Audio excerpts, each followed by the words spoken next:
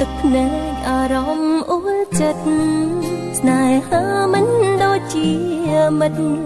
ចែកចិត្តចែកការរាប់អានចាំងស្នេហ៍សំណប់ចេញលួយក្បត់ឲ្យខ្ញុំតាមតន់ខំមាត់រំងាប់អារម្មណ៍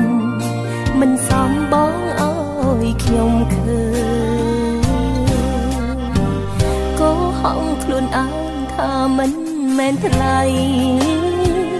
បេះដូងសង្ស័យមិនព្រមភ្លេចថ្ងៃបងអោបម្នាក់នោះបងខំចិត្តភ្លេចបងខាំងអារម្មណ៍ទ្រូងរត់របួងទឹកភ្នែកខាងបងមិនស្មងមិនគួរដឹងសងនោមចិត្តឲ្